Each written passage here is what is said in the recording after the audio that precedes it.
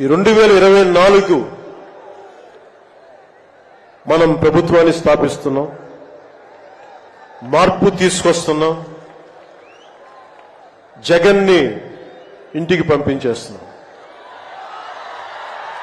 నేను వింటుంది 25 మంది ఎమ్మెల్యేలని మార్చారు, ఇంకొక 80 మంది, మొత్తానికి కలిపి 80 మంది ఎమ్మెల్యేలు మారుస్తున్నారని నేను వింటా ఉన్నాను. మార్చాల్సింది ఎమ్మెల్యేలు కాదు, ఈ రాష్ట్ర ముఖ్యమంత్రి జగన్. నాకు జగన్ మీద వ్యక్తిగతంగా నాకు అసలు కోపం లేదు.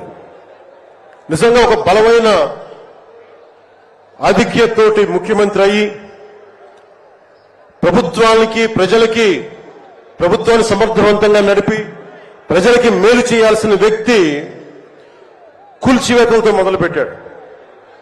ప్రత్యర్థుల్ని ఇబ్బంది పెట్టే విధంగా ప్రతి ఒక్కరిని ఎదురు తిరిగితే ఏంటని ప్రశ్నిస్తే వారిని కేసులు బనాయించి ఇబ్బంది పెట్టే పరిస్థితుల్లో ఈ ముఖ్యమంత్రి ఉంటే నేను ఇలాంటి ప్రభుత్వం ఉంటుందని నేను ఊహించలేదు.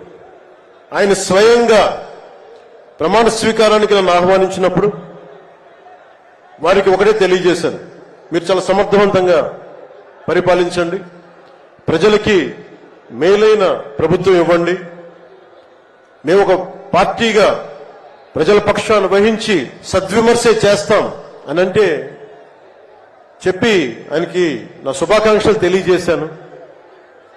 కానీ దురదృష్టవశాత్తు ఈ వ్యక్తికి కక్ష సాధింపు వ్యక్తి, ఎవరో ఒక మాట అనకూడదు, ప్రజాస్వామ్యం అనే ఒక పదానికి విలువ తెలియదు,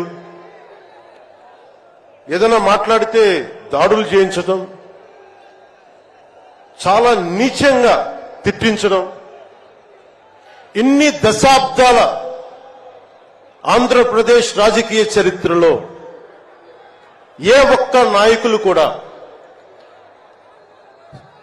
వైఎస్ రాజశేఖర రెడ్డి గారితో కలిపి కూడా ఏ ఒక్కరు కూడా ఇంటిలో బయటికి రాని ఆడపడుచుల్ని తల్లుల్ని ఒక్క మాట లేదు. ఎవరు కూడా నాయకుల్ని తిట్టారు, విమర్శలు చేశారు, దిగజారుడిగా మాట్లాడి ఉండొచ్చేమో, కానీ ఇంటిలో బయటికి రాని ఆడపడుచుల్ని ఇంటి పట్టునే ఉండి బయటికి రాని తల్లుల్ని చాలా నీచంగా విమర్శించే ఈ సంస్కృతి జగన్ నాయకత్వంలో ఈ వైసీపీ ప్రారంభించింది. ఎంతమంది కన్నీళ్లు పెట్టుకున్నారు, ఎంతమంది స్త్రీలు బాధపడ్డారు. ఒకటే అనిపిస్తుంది, ఈ వ్యక్తికి అడగాలనిపించినప్పుడు ఇంట్లో ఉన్న తల్లికి చెల్లికే విలువ ఇవ్వలేవాడు మన ఇంట్లో ఉన్న ఆడపడుచులకి ఏం గౌరవిస్తాడు?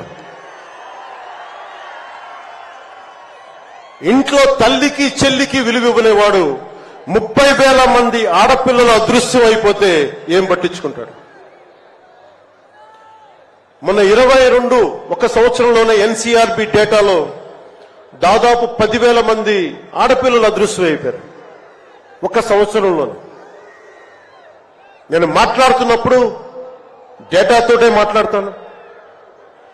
2.5 సంవత్సరాల క్రితం వైసీపీ వాలంటీర్ వ్యవస్థలోని కొంతమంది ఒంటరి మహిళల మీద, ఆడపడుచుల మీద డేటా సేకరిస్తున్నారు.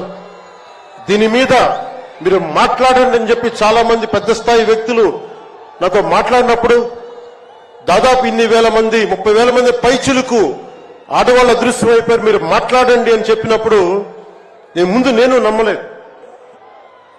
కానీ డేటా తెప్పించుకొని చూస్తే నేను గలవెత్తినప్పుడు వైసీపీ వాలంటీర్ వ్యవస్థ మీద ఆ రోజున ప్రత్యేకించి చెప్పాను, యువతకి ఉద్యోగాలు వస్తే చాలా ఆనందించేవాడిని. కానీ కొద్దిమంది వాలంటీర్స్ చేసే ఈ విధానాల వల్ల ఒంటరి మహిళలు, ఒంటరి ఆడవాళ్లు, భర్త లేని వారు చాలా అన్యాయాలకు గురవుతూ ఉంటే అన్నింటికి తెగించి నేను ఎప్పుడు గొంతెత్తినా ఓట్లని బేస్ చేసుకొని మాట్లాడను, మార్పుని బేస్ చేసుకొని మాట్లాడతాను. మార్పును ఆధారం చేసుకొని మాట్లాడతాను. వారాహి యాత్రలో ఆ రోజు ప్రారంభిస్తే నా మీద విపరీతమైన దాడులు జరిగినాయి. విపరీతమైన విమర్శలు, కువిమర్శలు అన్నిటినీ భరించాం. చివరికి విశాఖపట్నంలో కూడా నేను ఎయిర్పోర్ట్ నుంచి మనకి పార్టీ కార్యక్రమాలకు వస్తా ఉంటే పోలీసుల చేత నన్ను రానివ్వకుండా చేసి, ప్రజలు నమస్కారం చేస్తుంటే ప్రతి నమస్కారం చేయడానికి కూడా ఒక ఉన్నత స్థాయి అధికారి చాలా నీచంగా మాట్లాడి కూర్చోమని చెప్పే స్థాయికి వెళ్ళిపోయింది ప్రభుత్వం. పొరపాటు ఆయన పక్కనే స్టాండింగ్ ఇన్స్ట్రక్షన్స్ వస్తా ఉన్నాయి అధికారికి. పొరపాటు ఆయనకి స్పీకర్ ఫోన్ నొక్కుకుపోయింది అధికారులు మాట్లాడుతూ ఉంటాయి. మనందరికీ తెలిసిన మాట్లాడితే అన్నిటికీ అన్ని శాఖలకి మంత్రి అయిన ఒక పెద్ద మనిషి ఆయన గొంతు వినిపిస్తా ఉంది. ముందుకు వెళ్ళనివ్వకండి, కూర్చోబెట్టండి, ఇవన్నీ మాట్లాడుతూ ఉన్నారు ఆయన. నాలాంటి వాడికే ఇలాంటి ఇబ్బందులు వస్తే సగటు మనిషికి ఎలా ఉంటుందో మీరు ఆలోచించండి.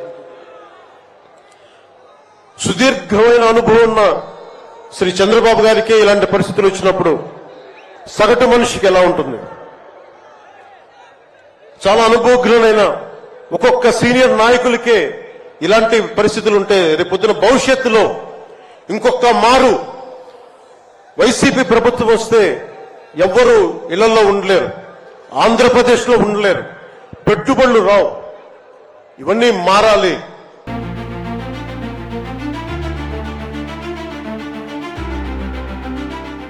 Like, share and subscribe to Rajaniti channel.